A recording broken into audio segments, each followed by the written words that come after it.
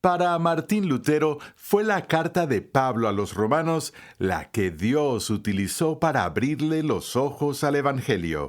Y así las luces se encendieron para Lutero cuando comenzó a entender que Pablo estaba hablando aquí de una justicia que Dios en su gracia pone a disposición de los que la reciben de forma pasiva, no de los que la alcanzan de forma activa, sino que la reciben por fe y por lo cual una persona puede ser reconciliada con un Dios santo y justo. Hoy, en Renovando tu Mente, la experiencia de la torre.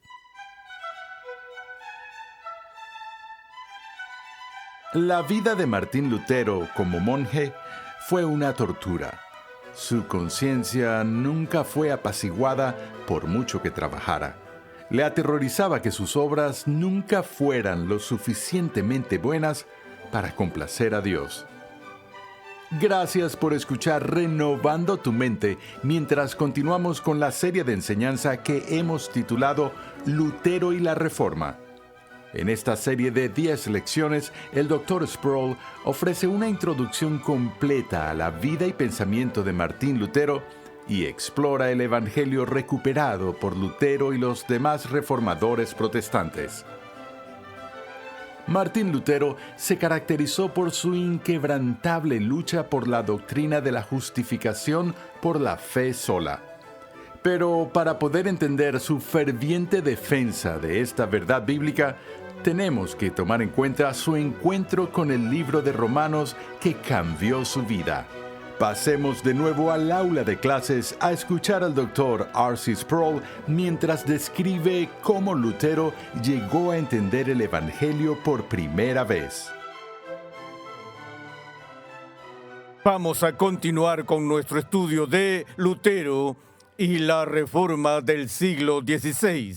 En las sesiones anteriores mencioné que en los años de juventud de Lutero, él era propenso a tener una crisis seria cada 5 años. En 1505 tuvo la experiencia del rayo que lo envió al monasterio. En 1510, como vimos la última vez, tuvo una experiencia de desilusión en su viaje y peregrinación a Roma. Pero quizás la crisis más importante de toda su vida, el episodio que lo definió como hombre, como teólogo, como reformador y como cristiano, ocurrió en el año 1515, en lo que se ha descrito como su experiencia de la torre. Antes de analizar la experiencia de la torre, debemos saber cómo Lutero pasó de Erfurt a Wittenberg.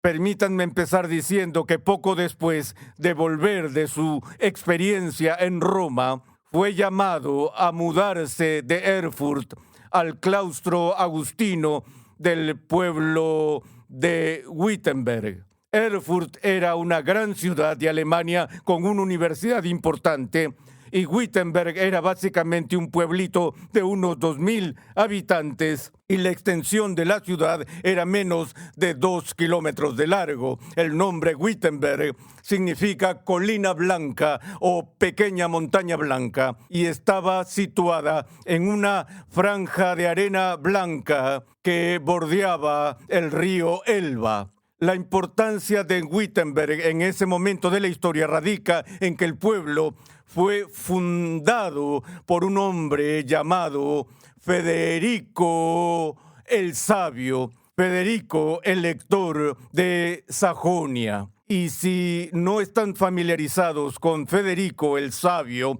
tengo que decirles a estas alturas que él fue uno de los principales protagonistas de la Reforma protestante, aunque en gran medida fue involuntario. El sueño de Federico era crear un centro cultural e intelectual en Wittenberg que compitiera con la Universidad de Heidelberg y con los mayores centros intelectuales de Alemania. Y con ese fin buscó y recorrió toda Alemania pidiendo a varios monasterios que nominaran a sus mejores jóvenes estudiosos a fin de unirse a su nueva facultad en Wittenberg y pudo obtener los servicios de 3 académicos jóvenes brillantes, uno de los cuales era Martín Lutero. Lutero aún no había terminado su doctorado, tenía una maestría en estudios bíblicos y fue llamado a la ciudad para ser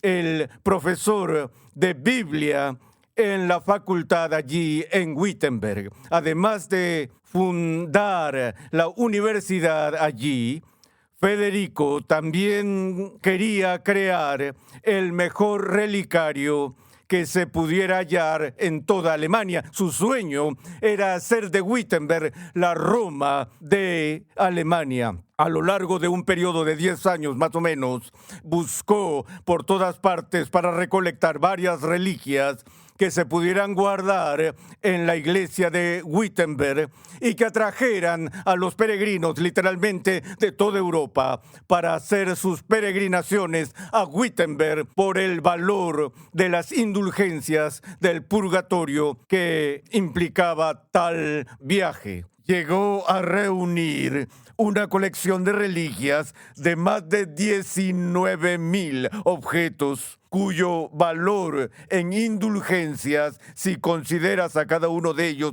durante su peregrinación, era 1,902,202 años y unos 7 meses de exención del purgatorio. Así, su sueño de establecer un relicario gigante allí en Wittenberg fue una realidad. Entre las reliquias que pudo reunir se encontraba un trozo de paja del pesebre de Jesús, pelo de la barba de Jesús, un trozo de la cruz, un pedazo de piedra del monte de la Ascensión, incluso una rama de la zarza ardiente de Moisés. Era una colección impresionante. Federico el Sabio es conocido como el lector de Sajonia porque fue uno de los varios hombres en Europa que tenía un voto en la selección del santo emperador romano, aquel que presidiría el Sacro Imperio Romano, de quien los estudiosos han dicho que no era ni sacro, ni romano, ni realmente un imperio. Y, de hecho, en el año 1519, creo que fue así, el emperador del Sacro Imperio Romano, Maximiliano, murió y el trono del emperador quedó vacante y había 3 candidatos principales para suceder a Maximiliano. 2 llevaban la delantera y el tercero tenía muy pocas opciones. Los favoritos eran Francisco, quien era rey de Francia en ese entonces, Carlos, quien era rey de España, quien no hablaba español y era considerado como un tonto, incluso por sus contemporáneos. Y el tercer candidato, que estaba muy por detrás de Francisco y Carlos, era el rey de Inglaterra, Enrique VIII. Así, la trama se complicó a medida que la carrera continuaba y el Papa en Roma en ese momento, León X, no quería en absoluto que Francisco ni Carlos se convirtieran en el nuevo emperador del Sacro Imperio Romano. Entonces trató de convencer a Federico de que presentara su candidatura al cargo de emperador del Sacro Imperio Romano. Con ese fin, León X honró a Federico dándole el honor más alto que el Papa podía dar a un gobernante secular, y esa era la Orden de la Rosa de Oro. Le concedió ese honor a Federico con la esperanza de inducir a Federico a procurar el cargo de emperador del Sacro Imperio Romano.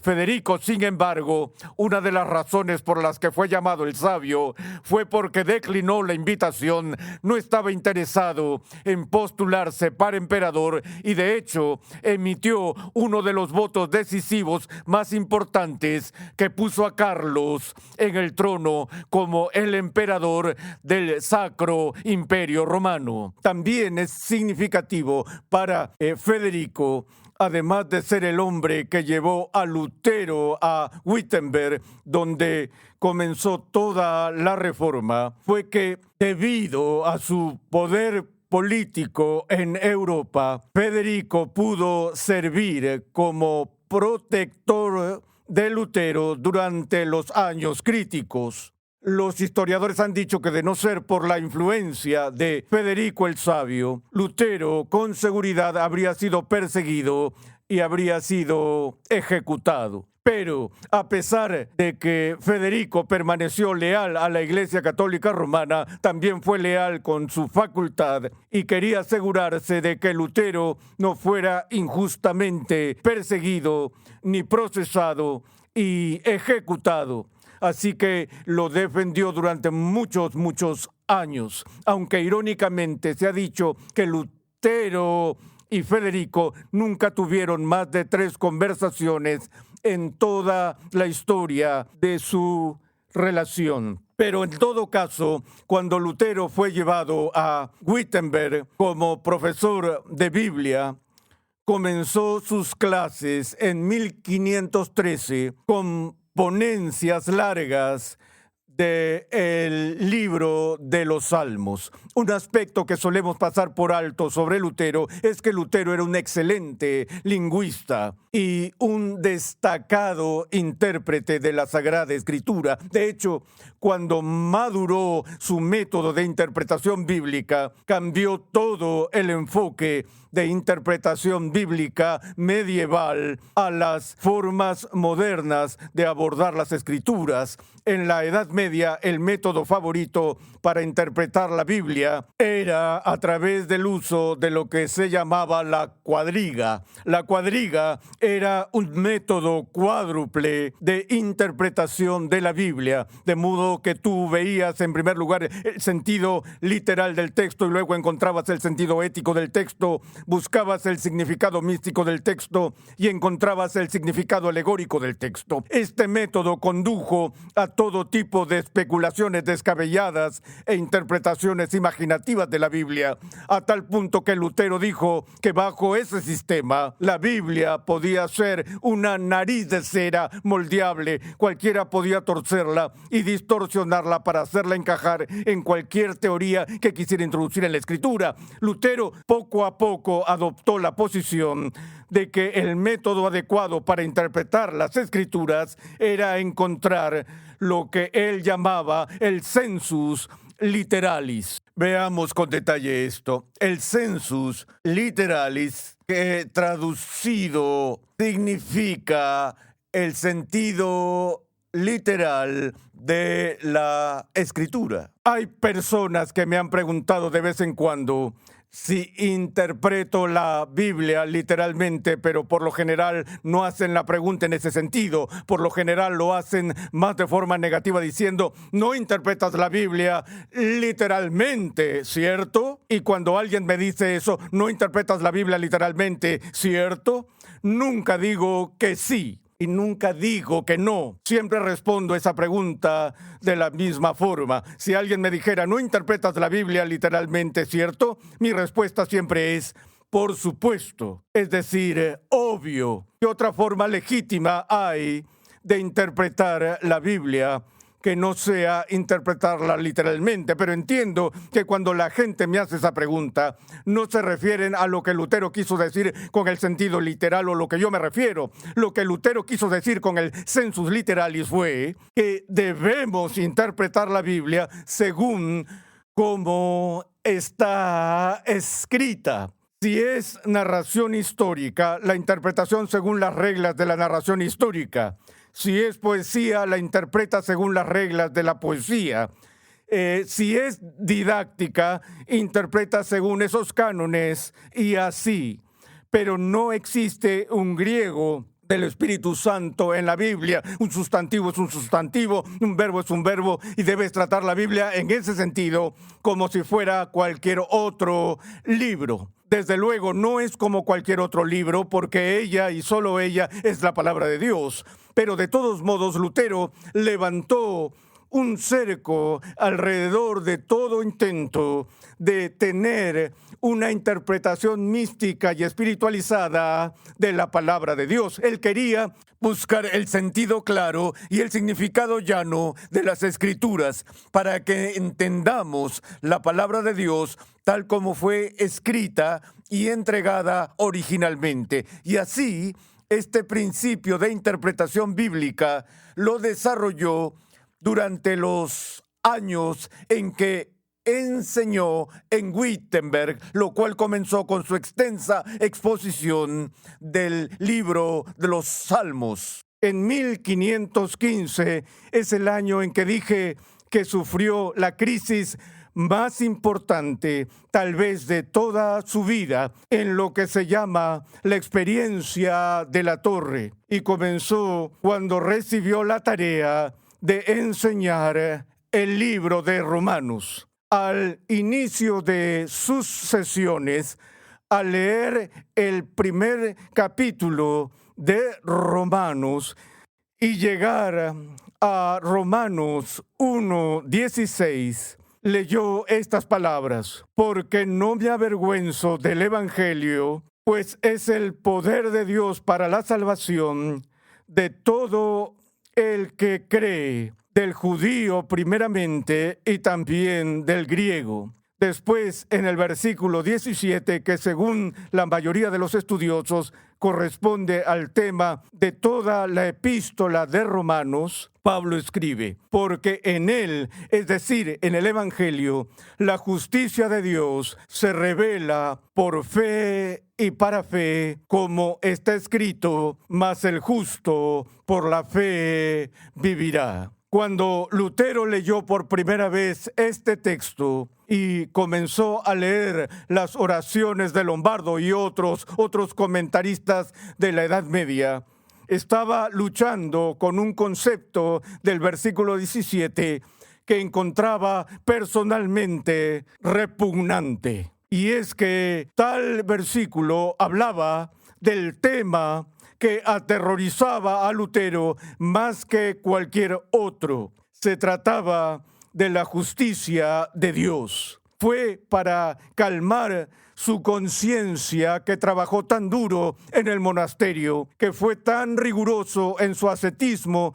y en sus peregrinaciones y confesiones y todo eso, porque estaba atormentado por el fantasma de un Dios justo que Lutero sabía que si le juzgaba según el estándar de la justicia de Dios, Lutero perecería. También entendía que por mucho que se esforzara e hiciera, nunca podría satisfacer las demandas de la justicia de Dios o la rectitud de Dios a fin de lograr entrar al cielo. Así que la barrera suprema que se interponía entre Lutero y su Dios era la justicia de Dios. Lutero comprendía en lo más profundo de su alma el abismo que existe entre la justicia de Dios y la injusticia del pecador. Y Lutero no veía ninguna forma posible de cerrar la brecha. Pero mientras leía este texto y estudiaba este texto y preparaba sus clases, llegó a comprender de un modo totalmente nuevo y radical lo que Pablo estaba diciendo en Romanos, capítulo 1, versículo 17. Dice: aquí mismo, en el Evangelio, la justicia de Dios se revela por fe y para fe, como está escrito, mas el justo por la fe vivirá. Un versículo tomado del libro de Habacuc en el Antiguo Testamento que se cita 3 veces en el Nuevo Testamento. Lutero frenó de golpe y se preguntó: ¿qué significa esto? Que haya una justicia que es por fe.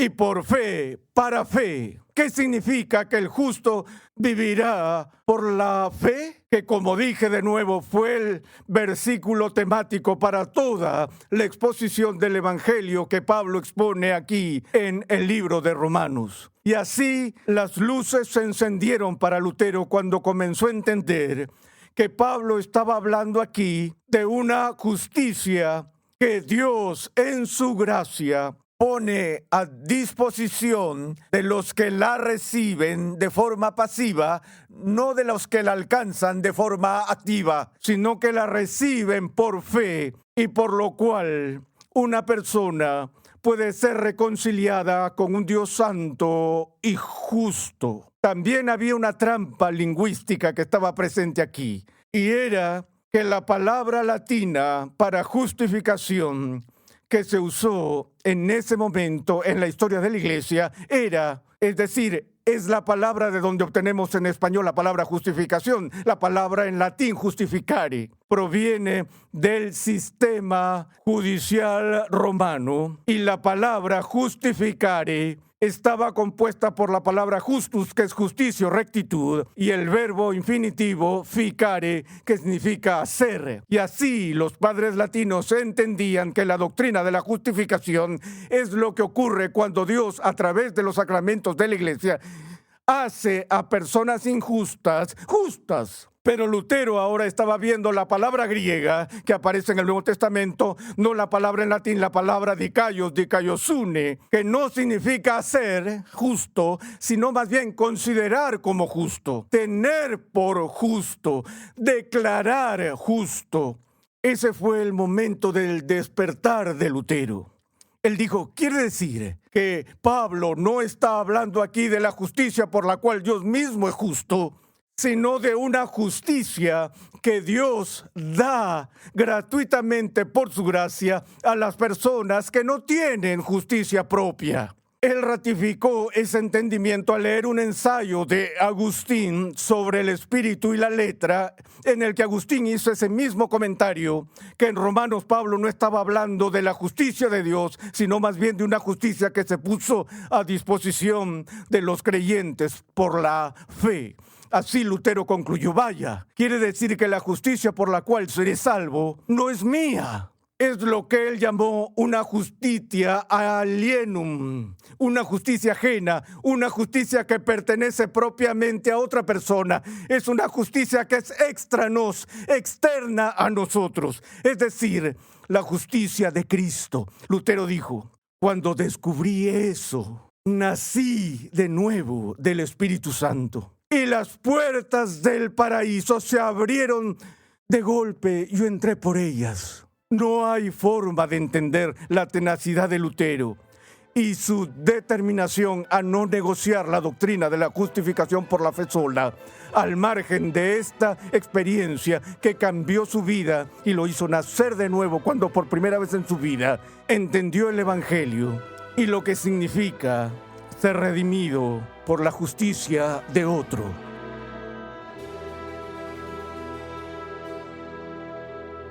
Ese es un punto al que todos debemos llegar.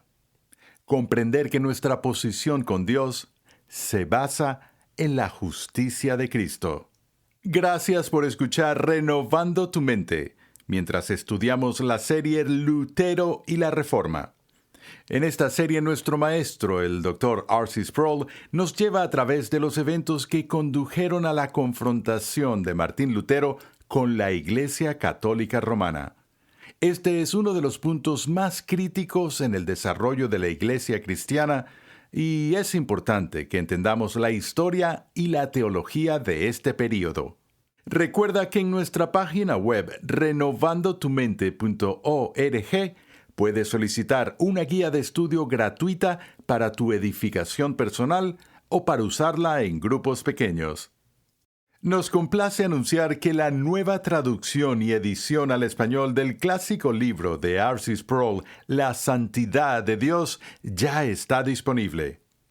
En La Santidad de Dios, el Dr. Sproul explora el carácter santo de Dios y explica por qué esta santidad nos fascina y nos aterroriza. A medida que analiza el impacto de la santidad de Dios en el profeta Isaías, Martín Lutero y los santos alrededor de la historia, descubrimos que solo hay una manera de estar ante el santo. Este clásico y célebre libro ha ayudado a miles de cristianos a comprender mejor quién es Dios, quiénes son ellos y qué significa estar revestidos de la justicia de Cristo. Para más información, visita la página web lasantidaddedios.com hoy mismo. En los días de Martín Lutero, uno de los papas más corruptos de Roma financió la construcción de una nueva catedral por medio de la venta de indulgencias. En el siguiente episodio de Renovando tu Mente, R.C. Sproul explica cómo las indulgencias se desvían radicalmente de la enseñanza bíblica de la salvación. Escucha un avance de nuestro próximo programa. Por la forma en la que esto se llevó a cabo, se convirtió en el escándalo que provocó la reacción de Lutero y las 95 tesis que publicó en la víspera del Día de Todos los Santos en 1517. Renovando tu Mente es una producción de los Ministerios Ligonier, la confraternidad de enseñanza del Dr. R.C. Sproul. Nuestra misión, pasión y propósito es ayudar a las personas a crecer en su conocimiento de Dios y su santidad. Sintonízanos nuevamente en esta misma emisora y en este mismo horario y únete a nuestra gran comunidad virtual en las redes sociales.